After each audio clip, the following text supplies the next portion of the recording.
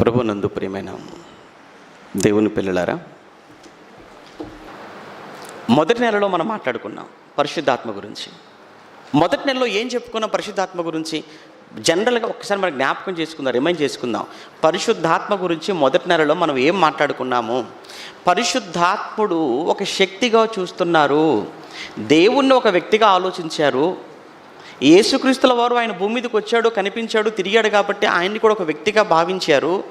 కానీ ఎటు వచ్చి పరిశుద్ధాత్ముణ్ణే ఆయన ఒక వ్యక్తిగా ఆలోచించలేక కేవలము ఆయన ఒక శక్తి అంతే అనే ఆలోచనతో చాలామంది ఉంటున్నారు. ఆయన కూడా తండ్రి అయిన దేవుడు ఎలా వ్యక్తిత్వం కలిగిన వాడో, యేసుక్రీస్తుల వారు ఆయనకు ఎలా ఒక వ్యక్తిత్వం ఉందో, పరిశుద్ధాత్మునికి కూడా వ్యక్తిత్వం ఉంది, లేదా దైవత్వం ఉంది. ఆయనకు కూడా పరమందున్న తండ్రికి ఆయనకు ప్రేమ, ఆయనకు కోరిక, ఆయనకు ఆలోచన, ఆయనకు ఇష్టం ఎలా ఉందో పరిశుద్ధాత్మ దేవునికి కూడా ఇవన్నీ ఉన్నాయి అన్నది మొదటి నెలలో మనం మాట్లాడుకున్న పాఠం. గుర్తొచ్చింది అని అనుకుంటున్నాను, నేను కనీస జ్ఞాపకం వచ్చింది అనుకుంటున్నాను. ఇది మొదటి నెలలో మనం మాట్లాడుకుంది. ఇక రెండవ నెలలో మాట్లాడుకున్నటువంటి సంగతి మీకు తెలుసు. అంటే గత నెలలో పరిశుద్ధాత్ముడు లేదా పరిశుద్ధాత్మ దేవుడు ఆయనకున్నటువంటి పేర్లు అవన్నీ కూడా మనం మాట్లాడుకుంటూ, రెండవదిగా పరిశుద్ధాత్మ దేవుడు ఆయన సృష్టికి ముందు ఉన్నవాడుగా కనబడ్డాడు. రెండు, సృష్టిలో కూడా ఉన్నాడు. అనగా సృష్టి జరుగుతున్న సమయంలో అందులో కూడా పరిశుద్ధాత్మ దేవుని పాత్ర అందులో ఉంది. అంటే సృష్టి కార్యక్రమములో పరిశుద్ధాత్మని పాత్ర గురించి మాట్లాడుకున్నాం. అందులో పరిశుద్ధాత్మ దేవుడు ప్రతి దానిని కూడా ఆయన వాటి కొలత చొప్పున, వాటి పరిమాణము చొప్పున వాటన్నిటినీ కూడా పెట్టాడు అనేటువంటి ఒక విషయాన్ని మనం మాట్లాడుకున్నాం యెషయా గ్రంథంలో నుంచి పరిశుద్ధాత్మ దేవుని గురించి. అంతేకాకుండా పరిశుద్ధాత్మ దేవుడు ఆయన చేసిన మరొక పని ఏంటంటే, ఆయన మనకు ముందు కాలంలో ఆయన చేసిన మరొక పని లేఖనాలను లేదా గ్రంథస్థం చేయటం, దేవుని మాటలను గ్రంథస్థం చేయించడం. దానికి ఎగ్జాంపుల్గా మోషే గారి గురించి మాట్లాడుకున్నాం. గుర్తుందో లేదో, మోషే గారి గురించి మాట్లాడుకున్నాం. మోషే గారు మొదటి 5 గ్రంథాలు రాశాడు. మరి మోషే గారు రాసిన మొదటి 5 గ్రంథాలు ఏవైతే ఉన్నావో, ఆ మొదటి 5 గ్రంథాలలో 4 గ్రంథాలు, మొదటి గ్రంథాన్ని మినహాయిస్తే నిర్గమ నుంచి ద్వితీయోపదేశకాండం వరకు 4 గ్రంథాలు జరుగుతున్న, దేవుడు చెప్పిన, కళ్ళ ముందు కనబడుతున్న విషయాలు అందులో రాశాడు. బాగుంది. కానీ ఆదికాండం అనేది ఉంది చూసారా, ఆదికాండం అనేటువంటి ఆ గ్రంథములో మాత్రం, ఆ పుస్తకంలో జరిగిన ఏ సంగతి కూడా మోషేకు తెలియదు. ఆది యందు దేవుడు భూమి ఆకాశమును సృజించాను. మోషేకేం తెలుసు? ఆది యందు దేవుడు భూమి ఆకాశములను సృజించెను. మోషేకు ఏమి తెలుసు? అసలు ఆదామే లేడు, అవ్వనే లేదు. వారి పుట్టుక, ఆదామును దేవుడు నేలమంటి నుంచి తీశాడు, మట్టిని తీశాడు, నరునిగా నిర్మించాడు, నాసికారంధ్రములో జీవవాయువును ఊదాడు. ఆ తర్వాత ఆయన ఏదేను తోటలో ఆదామును పెట్టాడు. ఆ తర్వాత దేవుడు మరలా కొంతకాలం అయిపోయిన తర్వాత ఆదాముకు తోడు కావాలి, సాటైన సహకారి అవసరం కనుక ఆదాముకు గాఢ నిద్ర కలుగచేసిన సంగతి, ఆ తర్వాత ప్రకటనకు తీసిన విషయం, ఇవన్నీ కూడా ఆ మోషే గారికి ఎలా తెలుసు? మీకు అర్థమవుతుందా? మోషే గారు లేడు కదా. ఆ తర్వాత జలప్రళయ సంఘటన, మోషే గారు లేరు కదా. ఆ తర్వాత బాబేలు గోపురం, మోషే గారు లేరు కదా. మరి మోషే గారికి ఎలా తెలుసా బాబేలు ఇన్సిడెంటు? ఆ తర్వాత అక్కడి నుంచి 12 నుంచి మనం చూస్తుంటే ఇక అబ్రహాం గారి చరిత్ర ప్రారంభం అవుతుంది. అప్పటికి మోషే లేడు కదా. ఇస్సాకు, యాకోబు 12 మంది, వాళ్ళంతా కూడా ఇక్కడ కరువు వచ్చి అక్కడికి ఐగుప్తుకు వెళ్ళటం. అప్పుడు కదా మోషే యొక్క జననం, మోషే యొక్క చరిత్ర ప్రారంభం. కానీ మరి ఆయనకు ముందు సుమారు సృష్టి ఆరంభం ఆదాము మొదలుకుంటే మోషే గారి వరకు సుమారు ఎంతయ్యా కాలము అంటే సుమారు 2000 నుంచి 2400. మరి మోషేకు ముందు 2000 సంవత్సరాల క్రితం జరిగిన ఆ సంఘటనలన్నీ కూడా మోషేకు ఎలా తెలిసి వ్రాసాడు అంటే మోషేను ప్రేరేపించిన పరిశుద్ధాత్మ. మోషేను పరిశుద్ధాత్మ దేవుడు ప్రేరేపించాడు. పరిశుద్ధాత్మ దేవుడు ప్రేరేపించాడు గనుక మోషే గారు వ్రాశారు. మోషే గారు ఐగుప్తు దేశంలోని సకల విద్యలు ఏం చేశాడని చెప్పుకున్నాం. మోషే గారు ఐగుప్తు దేశంలోని సకల విద్యలు నేర్చుకున్నాడా? నేర్చుకున్నాడు. ఐగుప్తు దేశంలోని సకల విద్యలలో ప్రవీణుడు. మరి ఆయన సకల విద్యలలో ప్రవీణుడు కదా, మరి అప్పుడే రాయొచ్చు కదా ఆదికాండం. సకల విద్యలు నేర్చుకున్నవాడు కదా, అప్పుడే సృష్టి పుట్టుక గురించి ఎందుకు రాయలేదు? సకల విద్యలు ప్రవీణుడు కదా, అప్పుడే మనిషి పుట్టుక గురించి రాయలేకపోయాడేంటి? వివాహం అనేది మొట్టమొదట ఎలా ఆరంభమైందో మరి ఎందుకు రాయలేకపోయాడు అంటే ఐగుప్తులో ఉన్న సకల విద్యలలో ఈ విషయాలు లేవు, ఈ విషయాలు తెలియదు. ఇవి చెప్పాలి అని అంటే దేవుడు చెప్పాలి. అందుకే దేవుడు అనగా పరిశుద్ధాత్మ దేవుడు మోషేను వాడుకున్నాడు, మోషేను ప్రేరేపించాడు. అదే మనం చదువుకున్న మూలమాట పేతురుగా రాసిన 2వ పత్రికలో కదా, 2వ పత్రిక 1వ అధ్యాయం, పేతురుగా రాసిన 2వ పత్రిక 1వ అధ్యాయం 20-21 వచనాలు. పేతురుగా రాసిన 2వ పత్రిక 1వ అధ్యాయం 20-21 వచనాలలో ఒకడు తన ఊహను బట్టి చెప్పుట వలన లేఖనములలో ఏ ప్రవచనము అన్నట్టు చూసారా, అవి ప్రవచన వాక్కులు, ప్రవచన గ్రంథం. ఆదికాండం ప్రవచన గ్రంథం. మరి ఆ ప్రవచన గ్రంథములో మనిషి ఒకవేళ ఊహించి ఒకవేళ రాశాడు అనుకుంటే అది కాదు అంటున్నాడు ఆయన. మళ్ళీ చదవండి ఆ మాట. ఒకడు తన ఊహను బట్టి చెప్పుట వలన లేఖనములో ఏ ప్రవచనము పుట్టదని మొదట గ్రహించుకొనవలెను. ఏలయనగా ప్రవచనము ఎప్పుడును మనుషుని ఇచ్చను బట్టి కలుగలేదు. ప్రవచనం అనేది ఎప్పుడు కూడా మనిషి యొక్క కోరికను బట్టి, ఆలోచనను బట్టి కలుగలేదు. కానీ మనుషులు, అందులో మోషే కూడా వచ్చాడు. మనుషులు అంటే మోషే పరిశుద్ధాత్మ వలన ప్రేరేపింపబడిన వారై దేవుని మూలముగా పలికిరి. మనుషులు పరిశుద్ధాత్మ వలన ప్రేరేపింపబడిన వారై దేవుని మూలముగా పలికారు. అంటే మోషేను పరిశుద్ధాత్ముడు ప్రేరేపించాడు. అంటే పరిశుద్ధాత్ముని యొక్క 2వ కార్యక్రమాన్ని మనం చూస్తున్నాం. మొదటి పని మనం ఏం చూసాము అని అంటే ఆయన సృష్టి కార్యక్రమంలో ఆయన కూడా పాలిభాగస్తుడుగా ఉన్నాడు. చూసాం కదా, పరిశుద్ధాత్మ దేవుడు సృష్టి కార్యక్రమంలో ఆయన కూడా పాలు పంచుకున్నాడు అన్నది గత నెలలో మనం మాట్లాడుకున్న విషయం.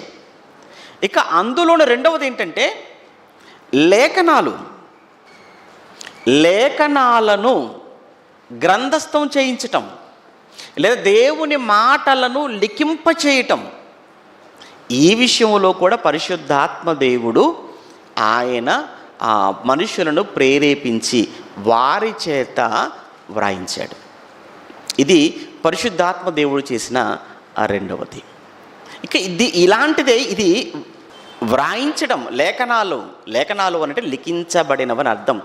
లేఖనాలు అంటే లిఖించబడినవి. మర్చిపోకండి, లేఖనాలు అన్న మాటకు అర్థం ఏంటంటే లిఖించబడిన వాటిని లేఖనాలు అంటారు.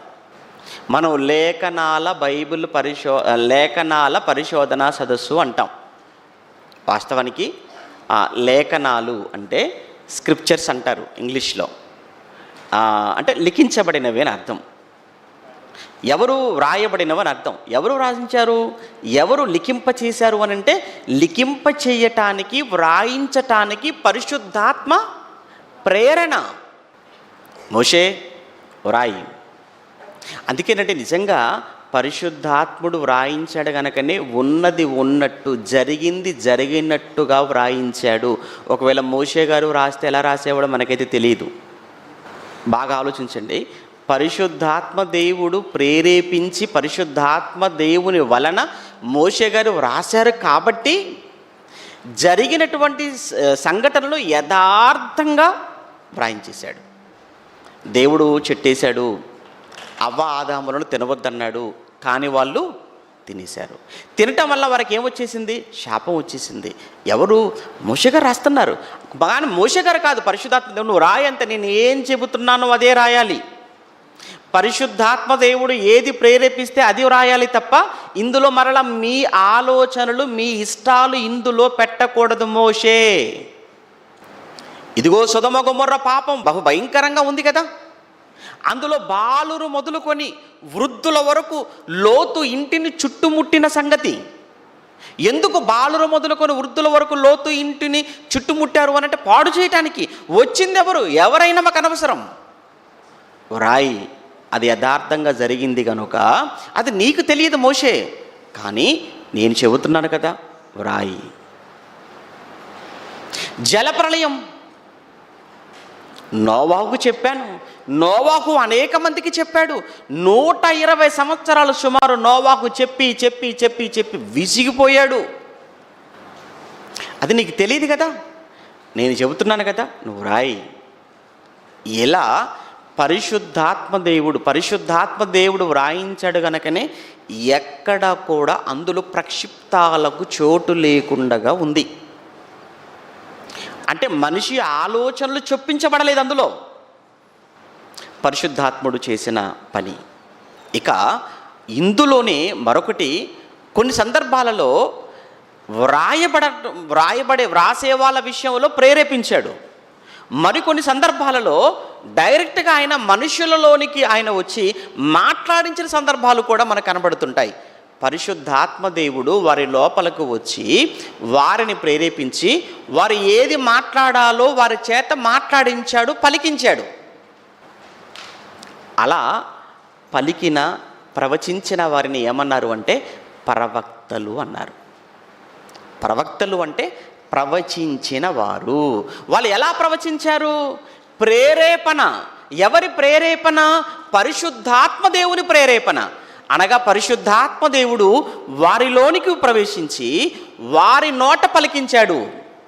వారి నోట పరిశుద్ధాత్మ దేవుడు పలికించిన మాటలు రాజుకు ఒకవైపు, ప్రజలకు ఒకవైపు, యాజకులకు, అన్ని వర్గాల వారికి పరిశుద్ధాత్మ దేవుడు ప్రవక్తలలోనికి ప్రవేశించి వారి ద్వారా కూడా మాట్లాడించినట్లుగా మనకు కనబడుతుంది బైబిల్లో. దానికి మంచి ఉదాహరణ సమూయేలు 2వ గ్రంథం. సమూయేలు 2వ గ్రంథం 23వ అధ్యాయం. సమూయేలు 2వ గ్రంథం 23వ అధ్యాయం మొదటి వచనం. సమూయేలు 2వ గ్రంథం 23వ అధ్యాయం మొదటి వచనంలో దావీదు రచించిన చివరి మాటలు ఇవే. దావీదు రచించిన చివరి మాటలు ఇవే. యెషయి కుమారుడగు దావీదు పలికిన దేవోక్తి ఇదే. యాకోబు దేవుని చేత అభిషిక్తుడై మహా ఆధిపత్యము నొందినవాడును, ఇశ్రాయేలీల స్తోత్ర గీతములను మధుర గానము చేసిన గాయకుడును అగు దావీదు పలికిన దేవోక్తి ఇదే అని 2వ వచనంలో యెహోవా ఆత్మ. ఆ మాట చూడండి, యెహోవా ఆత్మ. యెహోవా ఆత్మ అనగానే మనం ఏమని ఆలోచించుకోవాలని చెప్పుకున్నాం మొదటి 2 క్లాసుల్లో? పరిశుద్ధాత్మ. ఎందుకంటే హెబ్రీలు ఎక్కువగా యెహోవా ఆత్మ అన్న పదాన్ని ఉపయోగించేవారు. పరిశుద్ధాత్మను ఎక్కువగా హెబ్రీలు యెహోవా ఆత్మగా మాట్లాడేవారు. అది మీరు మర్చిపోకూడదు. ఇప్పుడు చూద్దాం. యెహోవా ఆత్మ నా ద్వారా పలుకుచున్నాడు. యెహోవా ఆత్మ నా ద్వారా పలుకుచున్నాడు, ఆయన వాక్కు నా నోట ఉన్నది అన్నాడు. అంటే యెహోవా ఆత్మ అనగా పరిశుద్ధాత్మ నా ద్వారా పలుకుచున్నాడు. అంటే ఇప్పుడు ప్రజెంట్ ఇప్పుడు దావీదు గారిని ఎవరు ప్రేరేపిస్తున్నారన్నమాట? ఇప్పుడు దావీదు గారిని ఎవరు ప్రేరేపిస్తున్నారు? ఇప్పుడు పరిశుద్ధాత్మ దావీదు గారిలో ఉండి మాట్లాడిస్తుంది. అందుకే దావీదు గారు ఇప్పుడు పరిశుద్ధాత్మ నా ద్వారా మాట్లాడిస్తున్నాడు, నా ద్వారా పలుకుతున్నాడు అనగానే అందరూ అటెన్షన్ అయిపోవాలి. అంటే ఇప్పుడు ఈ మాట దావీదు గారు మాట్లాడుతున్నా, ఈ మాట ఎవరు మాట్లాడిస్తున్నారు? పరిశుద్ధాత్మ దేవుడు. పరిశుద్ధాత్మ దేవుడు మాట్లాడిస్తున్నాడు అని అంటే దేవుని యొద్ద నుంచే వచ్చిందన్నమాట అని అందరూ కూడా అలర్ట్ అయిపోవాలి. అలా అని అన్ని దావీదు గారు లో పరిశుద్ధాత్మ దేవుడు ఉండి మాట్లాడాడు కాబట్టి ఇక దావీదు గారి జీవిత కాలం అంతా, దావీదు గారి బ్రతుకు కాలం అంతా పరిశుద్ధాత్మ దేవుడు ఆయనలో ఉండి మాట్లాడించాడని మరలా మీరు పొరపాటు పడకండి. మరలా చెప్తాను ఈ విషయం. ఇక్కడ ఆ యెహోవా ఆత్మ నా ద్వారా పలుకుచున్నాడు అన్నాడు. అంటే ఇప్పుడు దావీదు గారిలోకి ఎవరి ఆత్మ వెళ్ళింది? పరిశుద్ధాత్మ. అంటే ఇప్పుడు పరిశుద్ధాత్మ పూర్ణుడై దావీదు గారు మాట్లాడుతున్నాడు. అలానే ఇక పరిశుద్ధాత్ముడు ఎప్పుడు ఆయన ద్వారా ప్రతి మాట ఆయన మాట్లాడిన ప్రతి మాట ఏమన్నా పరిశుద్ధాత్మ దేవుడు మాట్లాడించిన మాట అని మాత్రం అనుకోవద్దు. మళ్ళీ చెప్తాను, దావీదు గారు మాట్లాడిన ప్రతి మాట పరిశుద్ధాత్ముడు మాట్లాడిన మాట కాదు. ఈ విషయంలో మనం చాలా కేర్ఫుల్గా ఉండాలి. ఈరోజు మనం ఒక మాట మాట్లాడుతుంటాం, ఏమంటామో తెలుసా అండి? బోధకులు ఎవరు మాట్లాడినా అది దేవుని మాట అని మీరు అనుకోకండి. హెచ్చరిక చేస్తామా లేదా చెప్పండి? ఏమంటే బైబిలే ఉంది వాళ్ళ చేతిలో, అందరి బోధకుల చేతుల్లో బైబిలే ఉంటుంది. అబద్ధ బోధకుడి చేతిలో ఉండేది బైబిలే, నిజం చెప్పేవాడి చేతిలో ఉండేది బైబిలే. అలా అని అబద్ధ బోధకుడు బైబిల్లో ఉన్న మాట చదివి వినిపించినంత మాత్రాన అది నిజమని నమ్ముదామా? నమ్మడానికి లేదు. అలానే దావీదు గారు కూడా ఆయన ఆత్మతో మాట్లాడుతున్నాను అన్నాడు కదా అని ఆయన బ్రతుకాలం అంతా ఆయన మాట్లాడినవన్నీ అవి పరిశుద్ధాత్ముడు పలికించినవని అనడానికి కూడా లేదు.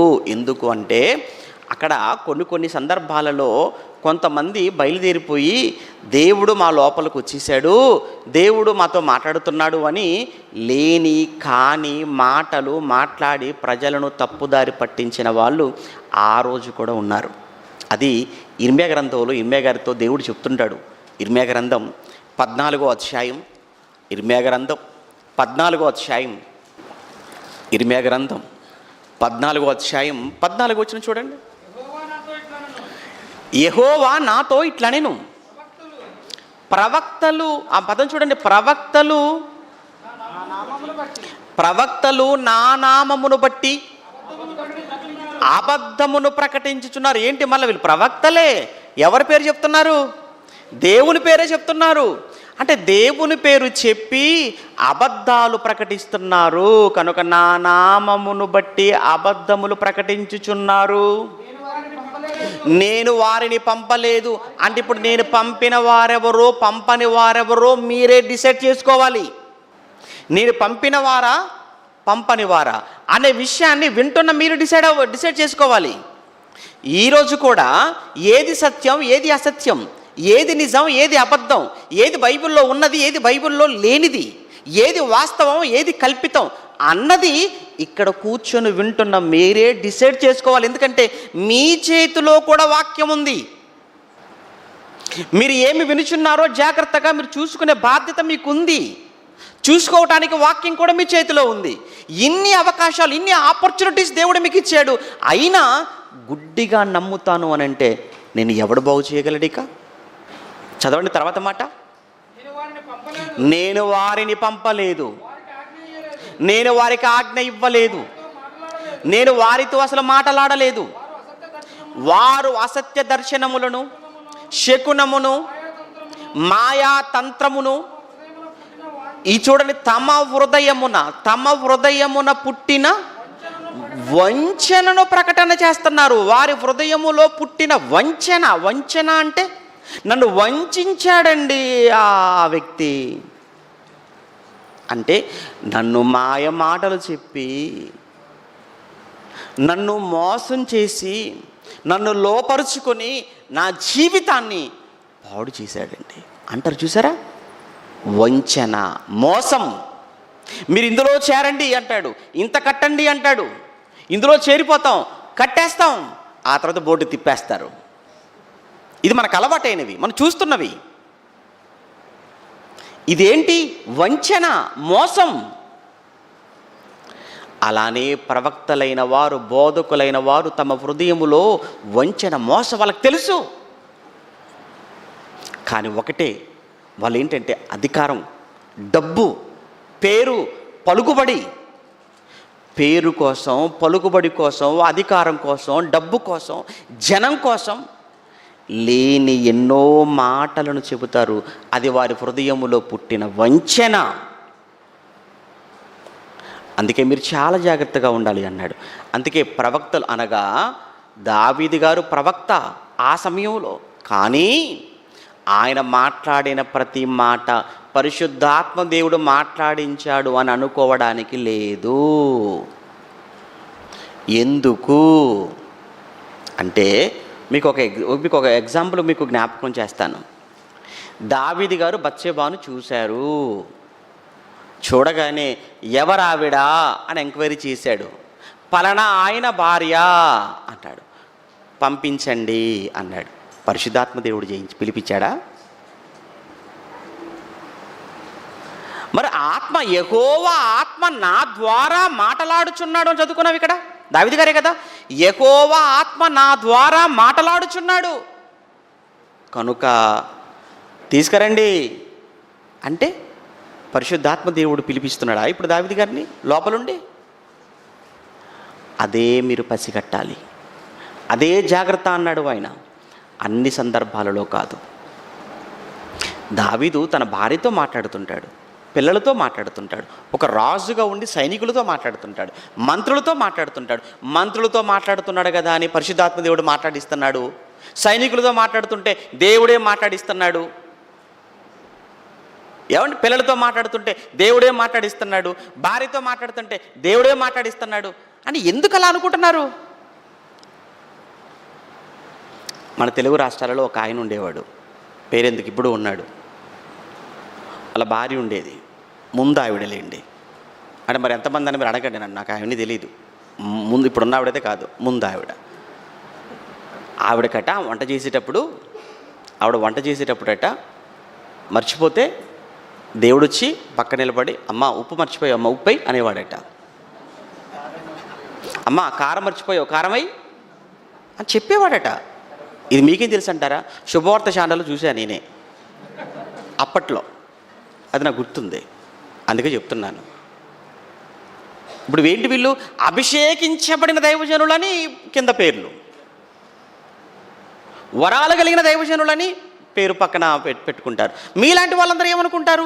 అమ్మో అభిషేకించబడిన దైవజనులు చెప్పారు అని అంటే నిజమే కావచ్చు. అంటే పరిశుద్ధాత్మ దేవుడు పక్కకు వచ్చి అంటే కూరలో ఉప్పు వేస్తే మనం మర్చిపోతే చెప్తుంటాడు, కారం వేయడం మర్చిపోతే చెప్తుంటాడు, మాడిపోతుంటే చెప్తుంటాడు. ఏమండి గ్యాస్ కట్టయిపోతే కట్టేయమ్మా అంటాడు. ఎంత బాగుందండి పరిశుద్ధాత్ముడి పనులు అనమాట ఇవి.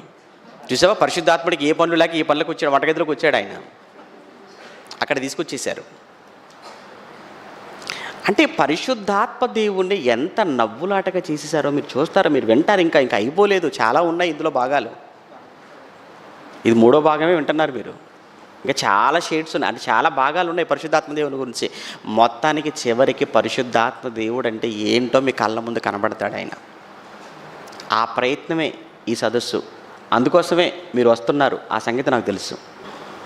అందులో పరిశుద్ధాత్మ గురించి చెప్పినప్పుడు వినకపోతే అసలు ఈ యుగమందైనను రాబో యుగమందైనను ఏ క్షమాపణ లేదనేసాడు. కనీసం పరిశుద్ధాత్మ గురించి చెబుతున్నట్టు సెమినార్లకైనా మనం వెళ్ళకపోతే బాగోదరా బాబు, అసలు దేవుడు క్షమించాడట అని ఒకవేళ ఆ భయంతో వస్తున్నారు, పోనీ ఏదో ఒక భయంతో వస్తున్నారు, సంతోషం. వచ్చిన వాళ్ళు కూడా రండి, మళ్ళీ పరిశుద్ధాత్మే. ఏమండి అంటే దావీదు గారు మాట్లాడుతున్నారు కదా అని ఆయన మాట్లాడిన ప్రతి మాట పరిశుద్ధాత్మకు సంబంధం ఉందనుకోవడం తప్పు. ఇప్పుడు దావీదు గారు మాట్లాడుతున్నాడు ఎక్కడ? 51వ కీర్తనలో మాట్లాడుతున్నాడు దావీదు గారు. 51వ కీర్తనలో 51వ కీర్తన మొదటి వచనం. 51వ కీర్తన మొదటి వచనంలో, దేవా నీ కృప చొప్పున నన్ను కరుణింపుము అన్నాడండి. ఎవరండి ఈ భక్తుడు కరుణించమంటున్నాడు? ఇంతకీ ఏమైందండి కరుణించమంటున్నాడు?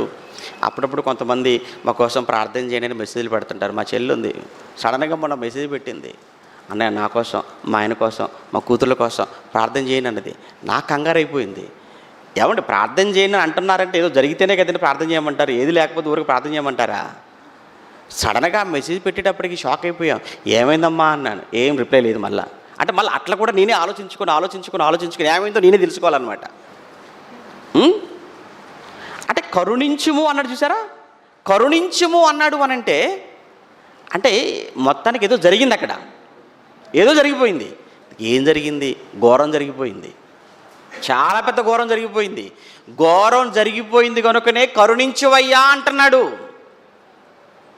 ఇంతకీ ఏంటి ఆ ఘోరం అంటారా? ఆ ఘోరం ఏంటో చిన్న అక్షరాలతో రాశారు చూసారు అక్కడ. 51వ కీర్తన 51 అంకె పక్కన చిన్న అక్షరాలతో రాశారు అక్కడ. దావీదు బత్షెబా యొద్దకు వెళ్ళిన తర్వాత నాతాను ప్రవక్త అతని యొద్దకు వచ్చినప్పుడు అతడు రచించిన కీర్తన. ఇప్పుడు మీకు అర్థమైపోవాలి. అంటే దావీదు బత్షెబా యొద్దకు వెళ్ళిన తర్వాత, ఎందుకు వెళ్ళాడు బత్షెబా యొద్దకు? జ్వరం వస్తే చూసి రావడానికి కాదు, పరామర్శించి రావడానికి కాదు, పాడు చేయడానికి. అర్థమైందా? వెళ్ళొచ్చిన తర్వాత ఈ విషయం ఎవరికీ తెలియదు అనుకున్నాడు పాపం అమాయకుడు. కానీ ఈ విషయం ఎవరికి తెలిసిపోయింది? దేవునికి తెలిసింది. దేవునికి తెలియగానే సైలెంట్గా ఉండొచ్చు కదా, ఆయన సైలెంట్గా ఉండడు కదా. మరి ఏం చేశాడంటే ఈ విషయాన్ని నాతాను ప్రవక్త చెప్పాడు. ఒకవేళ నిజంగా ఆ రోజు టీవీ 9 ఉంటే ముందు వాళ్ళకే ఇచ్చేవాడు న్యూస్ దేవుడు. ఆయన మీకు ఒక విషయం తెలుసో లేదో, దేవుడు ఒక మనస్తత్వం మీరు బాగా అర్థం చేసుకోండి. ఈరోజు టీవీ 9 అయినా, టీవీ 5 అయినా, ఎన్టీవీ అయినా, ఏ న్యూస్ ఛానల్ అయినా కానివ్వండి, ఒకవేళ ఏదైనా జరిగితే ఆ ఒక్కరోజు చూపిస్తారండి, రెండో రోజు చూపిస్తారా మళ్ళీ ఆ న్యూస్? మూడో రోజు చూపిస్తారా? రెండో రోజుకే దిక్కుండదు ఆ న్యూస్. మళ్ళా ఇక మూడో రోజు, నాలుగో రోజు, సంవత్సరం తర్వాత అస్సలు ఉండనే ఉండదు. కానీ మన దేవుడు ఎంత గొప్పోడంటే దావీదు ఒక్కసారి చేశాడండి. దావీదు ఒక్కసారి చేశాడు. ఒక్కసారి చేసిన తప్పును ఎన్ని సంవత్సరాలుగా చెప్పిస్తున్నాడో తెలుసా? 3000 సంవత్సరాలు అవుతుందండి. దావీదు చేసింది క్రీస్తుకు ముందు 1000 సంవత్సరాలు. ఇప్పుడు ఎంత? 2000. ఈ 2000 ప్లస్ ఆ 1000 మొత్తం కలిపితే ఎంత? 3000. 3000 సంవత్సరాల నుంచి ఇదే న్యూస్. మారిందా? 51వ కీర్తన మారిపోయిందా? 51వ కీర్తన మారిందా? మారలేదు. ఈరోజు నేను చెప్తున్నాను, ప్రపంచంలో ఎంతమంది మాట్లాడుతున్నారు ఈ సమయానికి అంటే ఆయన చేసిన తప్పును ఎంతమంది బోధకులు ఎన్ని మార్లు రిపీటెడ్గా ఎక్స్క్లూజివ్ పేరుతో దావీదును మాత్రం చీల్చి చెండాడుతున్నట్టుందండి. చేసింది ఎన్నిసార్లు? ఎన్ని సంవత్సరాలైంది? 3000 సంవత్సరాలు. అంటే ఈ టీవీ 9 టీవీ 5 ఒక్కరోజు ఒక 5 నిమిషాలు, ఒక గంటలో మళ్ళీ న్యూస్ మారిపోద్ది అంతే. కానీ దేవుని న్యూస్ ఛానల్ చూసారు ఎలా ఉందో? దేవుని వార్తా ఛానల్ చూడండి ఎలా ఉందో. పుస్తకంలో ఒకసారి అందులో పడ్డాడు అంటే ఇంకింతే సంగతులు. దావీదు మళ్ళీ యేసుప్రభు వచ్చినంత వరకు, వాక్యం ఉన్నంత వరకు, భూమి ఆకాశాలు ఉన్నంత వరకు ఎంత పెద్ద శిక్ష అండి దావీదుకు పడిపోయింది చూడండి. దావీదు అప్పుడు నాతాను ప్రవక్తతో దేవుడు చెప్పగానే నాతాను ప్రవక్త వచ్చాడు. రాగానే దావీదు కవర్ చేసుకునే ప్రయత్నం చేసిన, ఎవరికి తెలియదు కదా, వెనకేం తెలిసి ఉంటుందిలే అనుకున్నాడు. కానీ దావీదు నెమ్మది ఒక చిన్న స్టోరీ చెప్పాడు. ఆ స్టోరీ చెప్తే మళ్ళీ పెద్ద పాఠం అయిపోతుంది, అసలు విషయం మనం సైడ్కి వెళ్ళిపోతాం. స్టోరీ చెప్పగానే ఆయనకి చాలా కోపం వచ్చేసింది దావీదు గారికి. ఎంత పని చేశాడా వాడు ఎవడో చెప్పండి అనగానే, వాడు ఎవడో కాదు నువ్వే ఫైనల్గా అనగానే లీక్ అయిపోయిందన్నమాట, తెలిసిపోయిందన్నమాట. అనుకొని ఏమండి దబాయించలేదు, కవర్ చేసుకునే ప్రయత్నం చేయలేదు, లేదా కవరింగ్ అస్సలు చేయలేదు. వెంటనే అక్కడికక్కడ కుప్పకూలిపోయాడు.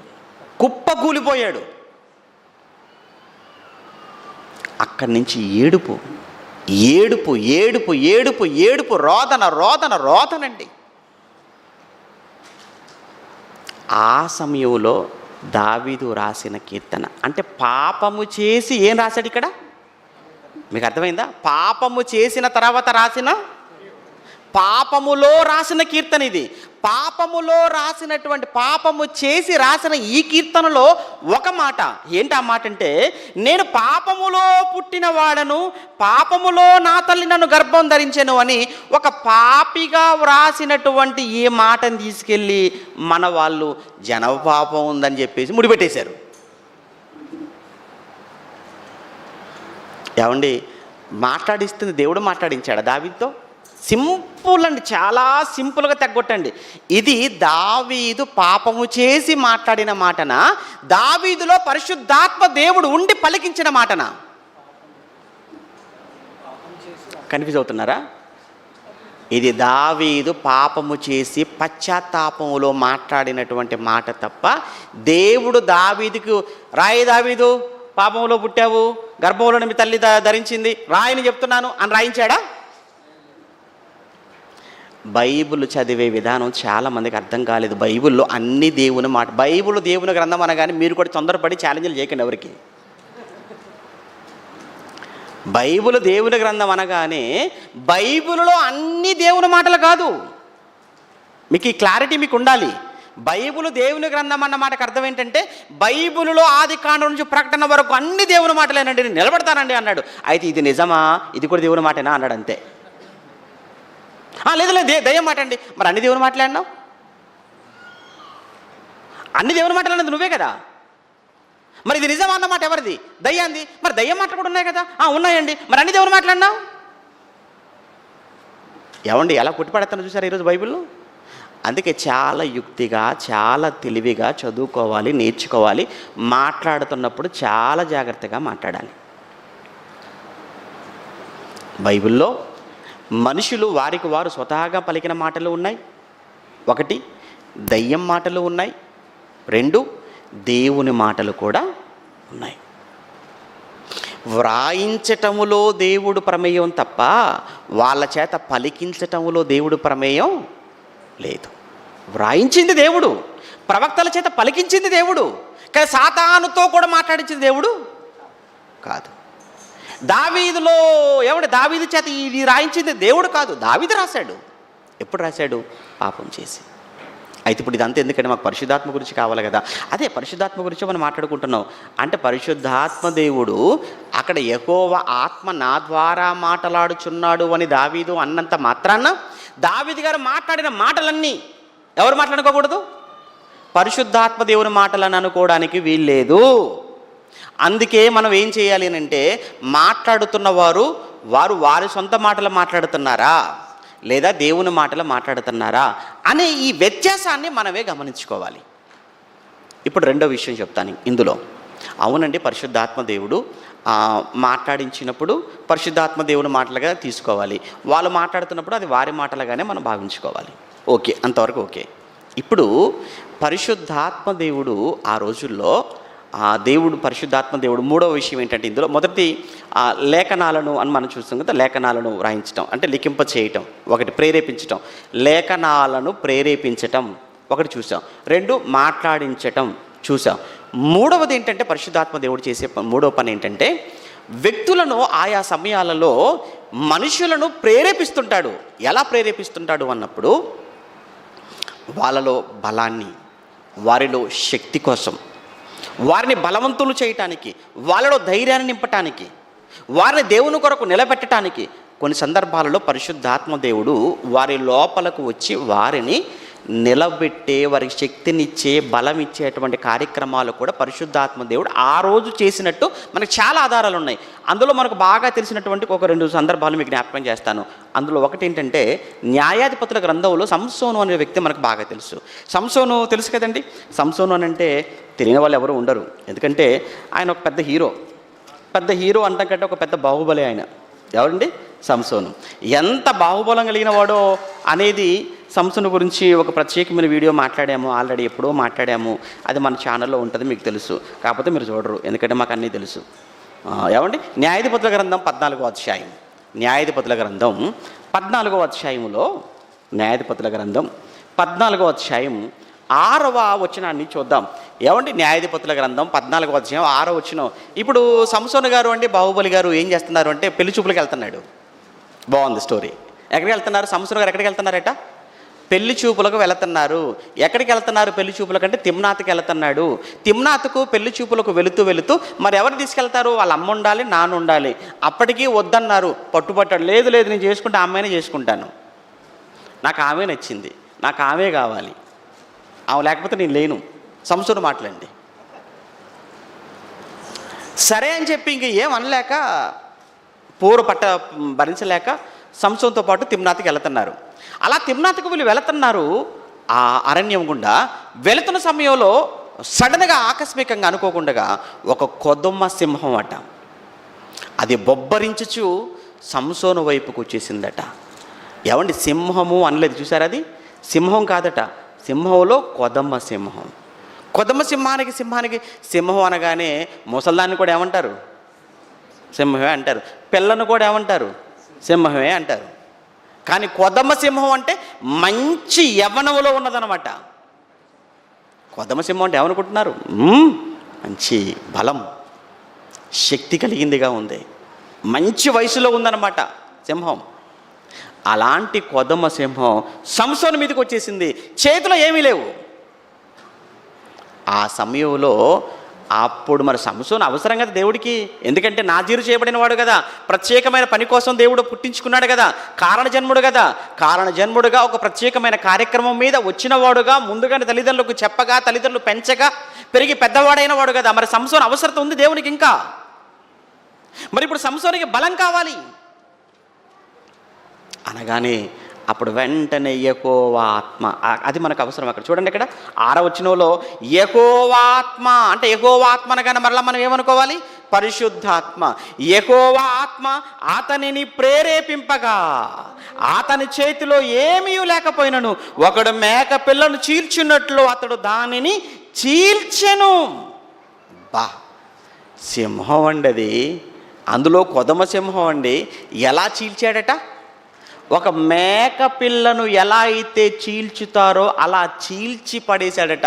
ఇదంతా కూడా విషయం ఏంటంటే, ముందెళ్తున్న అమ్మకు నాన్నకు తెలియదు అయ్యగారి సింహం ఫైటింగ్.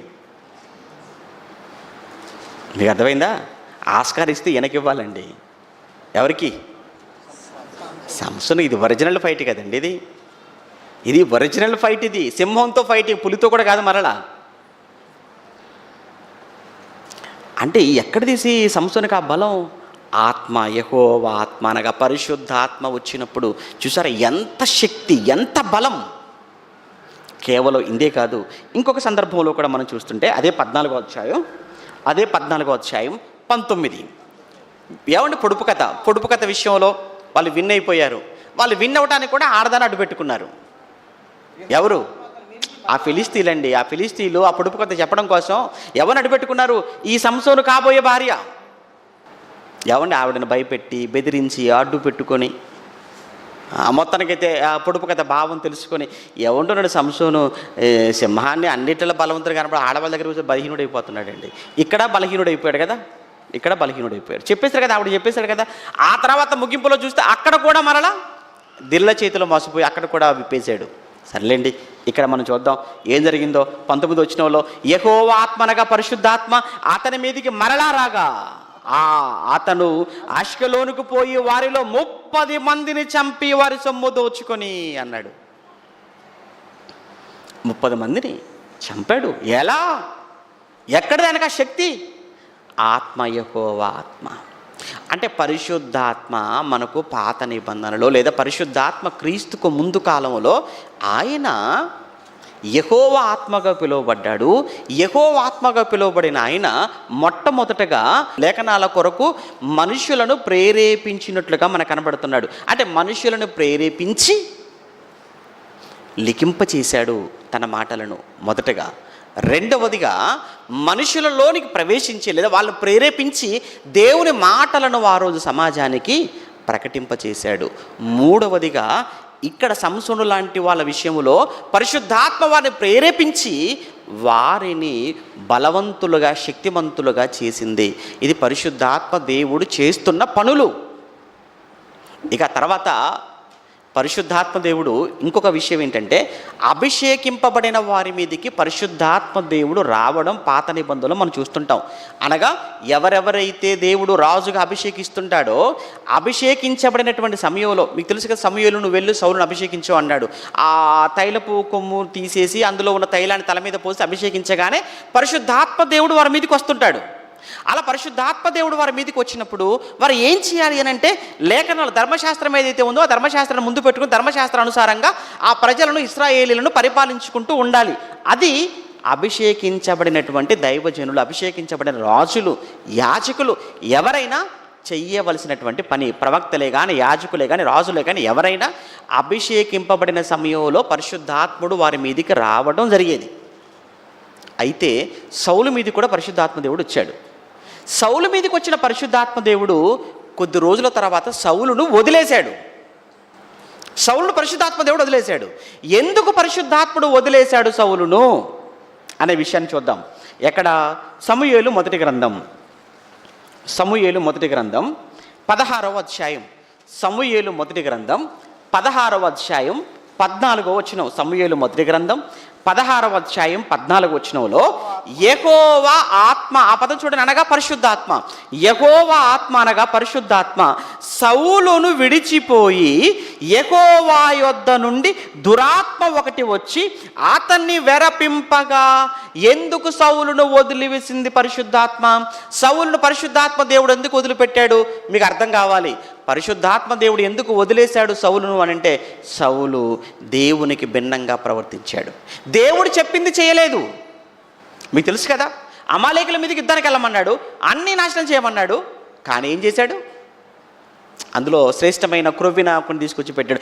ఎందుకు తీసుకొచ్చావు అని అంటే, దేవుడి కోసం అని అబద్ధం ఆడేశాడు. 1. 2, సమూయేలు వచ్చేంత వరకు ఆగకుండా తొందరపడిపోయి సమూయేలు చేయవలసినటువంటి పనిని, ప్రధాన యాజకుడిగా సమూయేలు చేయవలసిన పనిని ఎవరు చేసేశారు? సౌలే చేసేసాడు. ఈ 2 కారణాలను బట్టి ఇక సౌలు నీకు పరిశుద్ధాత్మ అవసరత లేదు అని పరిశుద్ధాత్మ దేవుడు వెళ్ళిపోయాడు. ఎందుకు వెళ్ళిపోయాడు అన్నప్పుడు, దేవునికి భిన్నమైన, దేవునికి వ్యతిరేకమైన పాపపు కార్యక్రమాలు చేసినప్పుడు పరిశుద్ధాత్మ దేవుడు మనుషులను వదిలిపెడతాడు అన్న సంగతి మీకు సౌలు విషయంలో మీకు అర్థం కావాలి. వెళ్ళిపోయాడు. ఎప్పుడైతే పరిశుద్ధాత్ముడు వెళ్ళిపోయాడో వెంటనే ఏ ఆత్మ వచ్చేసిందట? దురాత్మ వచ్చిందట. అందుకే మీరు చూడండి, అప్పటి నుంచి అండి సౌలు ఆలోచన అస్సలు బాగోదు. అప్పటి నుంచి సౌలు ఆలోచన ఎలా ఉందో తెలుసా అండి? దావీదుని ఎలా చంపాలి, అవునో కాదు మీరు చెప్పండి, చరిత్ర మీకు తెలిస్తే. మీకు కూడా ఒకవేళ అప్పుడప్పుడు కొంతమందిని చూస్తున్నప్పుడు నాకు అదే అనిపించింది. పరిశుద్ధాత్మ వెళ్ళిపోయాడు, దురాత్మ వచ్చాడు కాబట్టి మంచిని కూడా చెడుగా చూస్తున్నారు. మంచిలో కూడా చెడుని వెతుకుతున్నటువంటి మనుషులుగా మీరు కనబడుతున్నారు అని అంటే, అక్కడే మీకు అర్థం కావాలి ఏంటంటే, పరిశుద్ధాత్ముడు నన్ను వదిలేశాడా ఏంటి? దురాత్మ నాలోనికి ప్రవేశించిందా?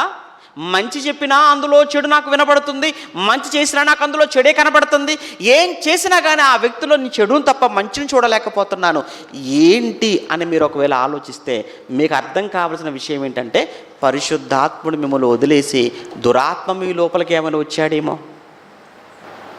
అక్కడి నుంచి సౌలు జీవితం మీరు చూడండి, ఇక చచ్చిపోయేంత వరకు లేదండి, ఇక పరిశుద్ధాత్మను పొందుకోలేదండి ఇక సౌలు. అయితే ఈ విషయం ఎవరికి తెలుసా? దావీదు కూడా తెలుసు. దావీదుకి ఏం తెలుసు? తప్పు చేస్తే, పాపము చేస్తే, నేను నేరము చేస్తే పరిశుద్ధాత్ముడు నన్ను వదిలిపెడతాడు అనే సంగతి తెలుసు ఆయనకు. ఎవరికి? దావీదుకు. ఇప్పుడు తప్పు చేశాడు కదా దావీదు, బత్షెబాతో తప్పు చేశాడు కదా. కేవలం బత్షెబాతో తప్పు చేయటమే కాకుండా భర్త అయిన ఊరియాను కూడా ఏం చేశాడు? చంపించేశాడు కదా. అంటే ధర్మశాస్త్రం ఇచ్చిన 10 ఆజ్ఞలలో, ప్రధానమైన 10 ఆజ్ఞలలో 2 ఆజ్ఞలు మీరాడు. ఎవరు? 2 ఆజ్ఞలు మీరాడు దావీదు. 1 వ్యభిచరింపకూడదని ఆజ్ఞ మీరాడు, 2 నరహత్య చేయకూడదని ఆజ్ఞ కూడా మీరేశాడు. 2 ఆజ్ఞలు మీరి ఎంత పాపం మూట కట్టుకున్నాడో దావీదుకి అర్థమైపోయింది. కళ్ళ ముందు దావీదు చేసిన అపరాధాలు కళ్ళ ముందు కనబడుతున్నాయి. విషయం అర్థమైపోయింది ఏంటంటే, ఇప్పుడు పరిశుద్ధాత్మ దేవుడు నన్ను వదిలిపెడతాడు, ఇక పరిశుద్ధాత్మ నన్ను వదిలిపెట్టేస్తాడు, పరిశుద్ధాత్ముడు వెళ్ళిపోతాడు అన్న సంగతి ఆయనకు అర్థమైపోయింది. గనకనే తెల్లవారులు పడక గదిలో కన్నీళ్ళు, ఆ కన్నీటితో పడక గదంతా తడిసిపోయి, బెడ్డంతా కూడా తడిసిపోయి కన్నీళ్ళు ప్రవహించేశాయి అని ఏమంటే దావీదు గారు మాట్లాడుతూ. నిజమేనండి. ఆ సమయంలో దావీదు గారు దేవుణ్ణి ఎంత బ్రతిమలాడుకుంటాడో, ఎంతగా ఆయన దేవుని వేడుకుంటాడో మీరు చూస్తుంటే, 51వ కీర్తన, అదే 51వ కీర్తన 11వ కీర్తన 11వ వచనంలో 51వ కీర్తన 11వ వచనంలో, నీ సన్నిధిలో నుండి నన్ను త్రోసివేయకయ్యా, నీ సన్నిధిలో నుంచి నన్ను త్రోసివేయకమయ్యా, నీ పరిశుద్ధాత్మను, ఆ మాట చూడండి, నీ పరిశుద్ధాత్మను నా యొద్ద నుంచి తీసివేయకుమో, నీ పరిశుద్ధాత్మను నా యొద్ద నుంచి తీసివేయకమో అన్నాడు. ఎప్పుడు అంటున్నాడు ఈ మాట? ఎప్పుడన్నాడు ఈ మాట? పాపం చేసిన తర్వాత అంటున్నాడు కదా. పాపం చేసిన తర్వాత ఎందుకు అంటున్నాడు? తనకు అర్థమైపోయింది కదా. ఏమర్థమైపోయింది? పాపం చేశాను కాబట్టి, సౌలు తప్పు చేశాడు, పరిశుద్ధాత్మ వెళ్ళిపోయింది. ఇప్పుడు నేను కూడా తప్పు చేశాను కాబట్టి పరిశుద్ధాత్ముడు ఇప్పుడు నా యుద్ధ నుంచి కూడా వెళ్ళిపోతాడు. ఇప్పుడు పరిశుద్ధాత్మ నన్ను వదిలిపెడితే నా జీవితం ఏమైపోవాలి, నా బ్రతుకు ఏమైపోవాలి, నా ముగింపు ఎంత భయంకరంగా ఉంటుంది అని భయపడిన వాడుగా, భయాక్రాంతుడైన వాడుగా దావీదు దేవుణ్ణి వేడుకున్నాడండి, కన్నీళ్ళు పెట్టుకున్నాడండి, రోధించాడండి. అందుకే దావీదు క్షమించబడ్డాడు. దావీదు క్షమించబడ్డాడు. మీరైనా, నేనైనా, ఎవరైనా సరే అతిక్రమాలు జరుగుతుంటాయి. కానీ అతిక్రమము జరిగినప్పుడు ఏం చేయాలి? దాన్ని ఒప్పుకొని దాన్ని వదిలిపెట్టాలి. కప్పుకునే ప్రయత్నం ఎప్పుడు ఎవరు చేయకండి. ఒప్పుకొని వదిలిపెట్టండి, మళ్ళీ చేయకండి. ఒప్పుకొని వదిలిపెట్టండి, మళ్ళీ చేయకండి. దావీదుకి మళ్ళీ చేయలేదు. దావీదు మరల చేయలేదు. ఇక చివరి వరకు కూడా దావీదు జీవితంలో మరల ఎక్కడ మచ్చ కనిపించలేదండి దేవుడికి. అంత గొప్పగా బ్రతికాడు, అంత ఉన్నతంగా జీవించాడు. పరిశుద్ధాత్మను గురించి మాట్లాడుకుంటున్నాం మనం. అయితే ఇదే పరిశుద్ధాత్మ గురించి